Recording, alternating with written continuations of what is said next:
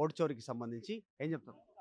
ఈరోజు మనం చూస్తున్నాం దేశవ్యాప్తంగా అనేక రాష్ట్రాల్లో ఎలక్షన్ జరుగుతున్న సమయంలో ఓటు చోరీకి పాల్పడి ప్రజా తీర్పునే మరి ఖూనీ చేస్తూ బీజేపీ కేంద్ర ప్రభుత్వం మరి నిర్ణయాలు తీసుకుంటుంది. కాబట్టి మరి దాని మీద పెద్ద ఎత్తున కూడా దేశవ్యాప్తంగా పోరాటాలు చేసేదుంది. అన్ని రాష్ట్రాలలో సంతకాల సేకరణ ఓటు చోరీ మీద మరి పెద్ద ఎత్తున చేపడుతున్నారు. మరి దానిలో భాగంగానే మరి ఖైరతాబాద్‌లో కూడా త్వరగా మొదలుపెట్టాలన్న ఒక ఉద్దేశంతోని ఈరోజు కార్యక్రమం తీసుకున్నాం. అంటే డీసీసీ ప్రెసిడెంట్‌గా అవకాశం దక్కడం చాలామంది పోటీ పడతారు.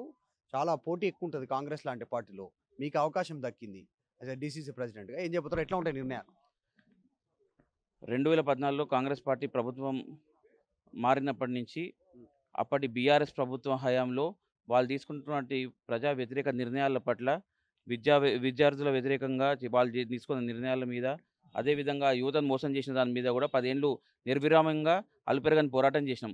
కాబట్టి మేము చేసిన కష్టాన్ని గుర్తించి ఈరోజు కాంగ్రెస్ పార్టీ మాకు డీసీ అధ్యక్షునిగా మరి బాధ్యతలు అప్పగించింది. దానికి చాలా సంతోషిస్తూ ఇంకా రెట్టింపు ఉత్సాహంతోని కష్టపడి పనిచేస్తాము. కాంగ్రెస్ పార్టీ ఇంకా బలోపేతం చేస్తాం. ఇప్పుడు ఎన్ఎస్‌యుఐ, యూత్ కాంగ్రెస్ ఇప్పుడు డీసీసీ ప్రెసిడెంట్‌గా అవకాశం దక్కినటువంటి పరిస్థితి. ఇంకొకటి రేపు ఖైరతాబాద్‌లో ఉప ఎన్నిక రానుంది. దానం నాగేందర్ రాజీనామాకు సిద్ధమవుతున్నారు. ఈ అంశానికి సంబంధించి. దాని మీద ఇంకా పూర్తి సమాచారం ఇంకా మా దాకా రాలేదు. ఇంకా స్పీకర్ గారిని కూడా సమయం అడిగినట్టు వార్తలలో చూసినాము. దాని మీద చర్చ తర్వాత అంటే చేసుకుందాం. డీసీసీ ప్రెసిడెంట్‌గా ఉన్నారు. ఖైరతాబాద్ నియోజకవర్గానికి మొత్తం ఇప్పుడు మీరే జిల్లాకు సంబంధించి మీరే రేపు ఉప ఎన్నికొచ్చినా ఎట్లాంటి సిట్యుయేషన్ ఉన్నా మీరే ముంగట ఉండాల్సొస్తది. ప్రచారంలో గాని, క్యాండిడేట్‌గా గాని ఓవరాల్‌గా.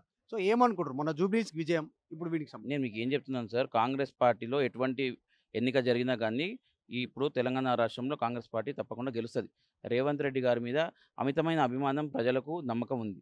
కాబట్టి ఏ ఎన్నిక జరిగినా గానీ తప్పకుండా కాంగ్రెస్ పార్టీ గెలుస్తది. కానీ ఇప్పుడు మీరే అడుగుతున్న ప్రశ్న పట్ల ఇంకా పూర్తి సమాచారం మాకు లేదు.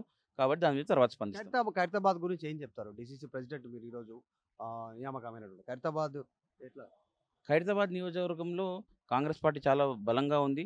ఖచ్చితంగా ఏదన్నా మీరన్నట్టు గిన సందర్భం వస్తే గిన ఖచ్చితంగా కాంగ్రెస్ పార్టీ జెండా ఖైరతాబాద్ నియోజకవర్గంలో కూడా ఎగురుతుంది. ఆల్రెడీ కాంగ్రెస్ జెండానే ఉంది. అది కంటిన్యూ అవుతది.